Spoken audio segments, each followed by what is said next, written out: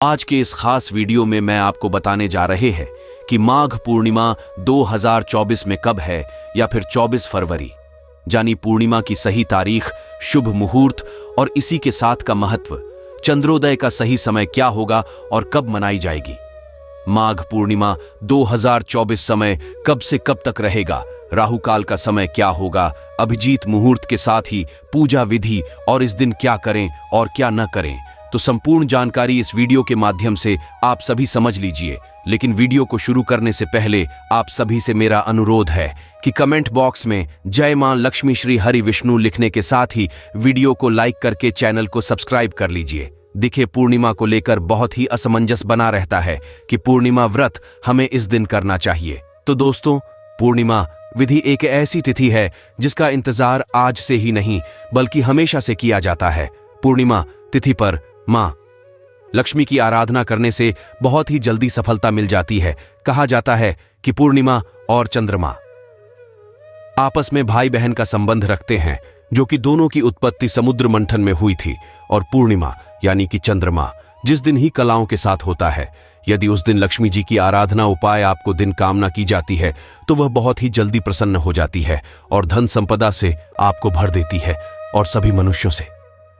भगवान विष्णु ने कहा था कि आज के दिन मेरे साथ जो मां लक्ष्मी की आराधना करेगा, आराधना के उपरांत एक दर्शन करेगा, उन्हें अब प्रदान करेगा, उनके जीवन से हर प्रकार के कष्ट को दूर करके सुख और समृद्धि प्रदान करेंगी। दोस्तों, आइए जानते हैं कि इस बार यानी कि माघ महीने की पूर्णिमा का व्रत हमें इस दिन रखना है। माघ पूर्णिमा तिथि का हमारे हिंदू धर्म में विशेष धार्मिक महत्व है। माघ पूर्णिमा माघ मास के अंतिम दिन पर होती है।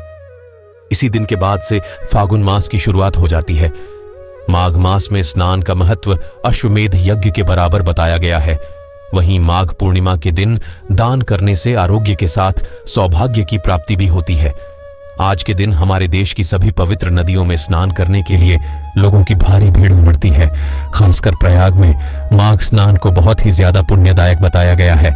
कहा जाता है कि अगर प्रयाग के संगम में माघ मास में 3 बार स्नान करते हैं तो आपको पुण्य की प्राप्ति अश्वमेध यज्ञ के 10,000 या यज्ञ की करने के बराबर फल मिलता है। आपको बता दें कि मान्यता है कि माघ पूर्णिमा के दिन सभी देवी देवता पृथ्वी लोक पर आते हैं और स्नान करते हैं। इसलिए आज के दिन पवित्र नदी में स्नान करना बहुत ही आवश्यक होता है। अगर ऐसा करना संभव न हो पाए तो नहाने के जल में आप गंगा जल मिलाकर मां गंगा का ध्यान कर स्नान करने के पश्चात आप गंगा जल से सूर्य देव को अर्घ्य देना चाहिए। इसके बाद अपनी सामर्थ्य के अनुसार कुछ न कुछ दान इस दिन अवश्य करना चाहिए। आप जानते हैं कि पूर्णिमा का प्रारंभ होगा और कब तक रहेगी, तो ध्यान से सुनिएगा। पूर्णिमा तिथि प्रारंभ होगी 23 फरवरी शुक्रवार की दोपहर 3:35 भी और इसका समापन होगा 24 फरवरी शनिवार की शाम 6 बजे तक। क्योंकि पूर्णिमा तिथि इस बार 2 दिन तक रहने वाली है, लेकिन 23 फरवरी को जो पूर्णिमा की तिथि है वो दोपहर बाद से ही प्रारंभ हो जाती है। ऐसे में उदया तिथि के अनुसार व्रत 24 फरवरी को रखना कि सुखदायी होगा। इस दिन जो चंद्रोदय का समय है उस समय रहेगा शाम 6:24 पर। भले ही शाम 6 बजे तक पूर्णिमा तिथि समाप्त हो रहेगी, लेकिन आप शाम की पूजा 6:24 पर करने के बाद इसके बाद ही कभी भी अपना उपवास खोल सकते हैं। श्री सत्यनारायण भगवान का व्रत 24 फरवरी को ही रखा जाएगा। पूर्णिमा के दिन भगवान श्री हरि विष्णु और मां लक्ष्मी जी की पूजा करने के साथ साथ ही भगवान शिव सहित समस्त शिव परिवार और श्री सत्यनारायण भगवान के साथ ही चंद्र देवता की पूजा करनी चाहिए। आज के दिन अपने पितरों के निमित्त जल अवश्य तर्पण करना चाहिए। माघ के महीने में तेल का प्रयोग विशेष महत्व रखता है। इस दिन हो सके तो तिल से ही हवन भी कीजिएगा। अपने सामर्थ्य के अनुसार कुछ न कुछ दान अवश्य कीजिए। आप मौसमी वस्तुओं का, मौसमी फलों, सब्जियों का और इतना ही आदिकों का भी दान कर सकते हैं। जिसकी जैसी सामर्थ्य हो उसी अनुसार इस दिन दान अवश्य करना चाहिए। व्रतधारी व्यक्ति को सुबह में देर समय तक नहीं सोना चाहिए, बल्कि सुबह में ब्रह्म मुहूर्त में उठकर स्नानादि से निवृत्त होकर सूर्य देवता को जल अर्पित करके पूजा करनी चाहिए। पूर्णिमा व्रत की कथा अवश्य ही पत्नी और सुननी चाहिए और दिन भर उपवास रखना चाहिए। शाम को छह चंद्रोदय होने पर चंद्र देवता को जल का अर्घ्य देकर और धूप दीप दिखाकर आरती करने के बाद खीर का भोग अवश्य लगाएं।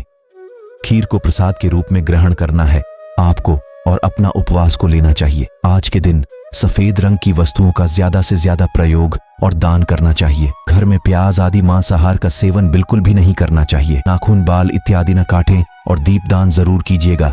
पूर्णिमा के दिन किए गए दीपदान से भक्तों के सभी कष्ट दूर हो जाते हैं और उन्हें मोक्ष की प्राप्ति होती है।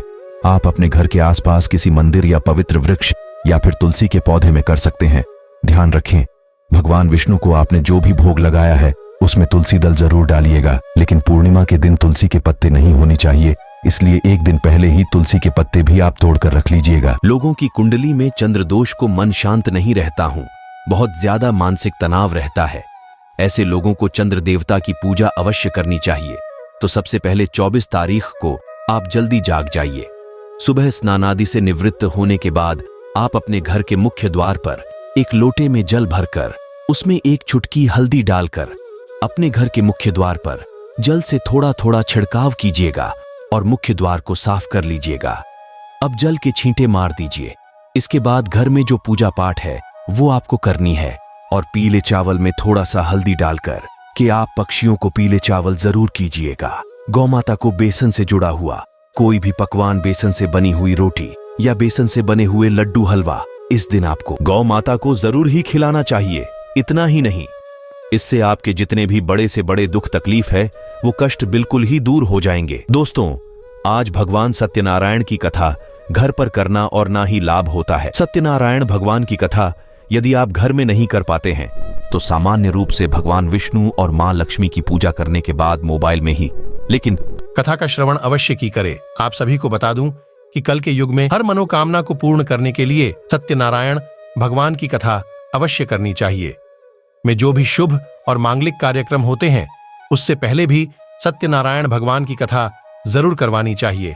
और भी जरूरी सूचना आज आपको कि माघ पूर्णिमा के दिन जब आप स्नान करें तो अपने पूरे परिवार के साथ जब भी स्नान करें तो उसमें तिल अवश्य डाल दीजिएगा। तिल स्नान से आपके जीवन के भी कष्ट दूर हो जाएंगे, घर में सुख समृद्धि बनी रहेगी। दोस्तों, आज भगवान विष्णु और माता लक्ष्मी का पूजन साथ में जरूर करना चाहिए। हिंदू धर्म में क्या ऐसी होती हैं जिनके बारे में कहा जाता है कि इन्हें तो भूल ही नहीं सकते, और कौन सी हैं? वो 2 तिथियां हैं, अमावस्या और पूर्णिमा। इन दोनों तिथियों में भगवान विष्णु की पूजा करना, मंदिर में जाना, जरूरतमंद को दान करना आपके जीवन के हर प्रकार के कष्ट को दूर करता है। और आज गुरु पुष्य योग भी है, तो आज के दिन जो भी लोग विवाह में विलंब हो रहा है जिनका, वो लोग जरूर इसके महत्वपूर्ण उपाय कर लीजिएगा। जिन लोगों को लक्ष्मी चाहिए, जिनको पैसा रुपया चाहिए, उन्हें माघ पूर्णिमा के दिन उपाय अवश्य करनी चाहिए। जो कि आपको क्या करना है, करना से धारा स्त्रोत का पाठ भी एक दिन अवश्य करना चाहिए। माघ पूर्णिमा के दिन आप अगर कोई नए कार्य की शुरुआत करना चाहते हैं, कोई नया घर, कोई नया प्रॉपर्टी, कोई नया दुकान खोलना चाहते हैं, कोई व्यापार की शुरुआत करना चाहते हैं, तो ये बहुत ही अच्छा नक्षत्र पड़ने जा रहा है। तो आप किसी भी नए कार्य का प्रारंभ आज के दिन से ही कर सकते हैं। तो मुझे उम्मीद है मेरे द्वारा दी गई जानकारी से आप सभी को संतुष्टि मिली होगी। वीडियो पसंद आया है तो वीडियो को लाइक करके चैनल को सब्सक्राइब और पास वाला आइकन प्रेस कर दीजिए। जय श्री राम, जय मां लक्ष्मी।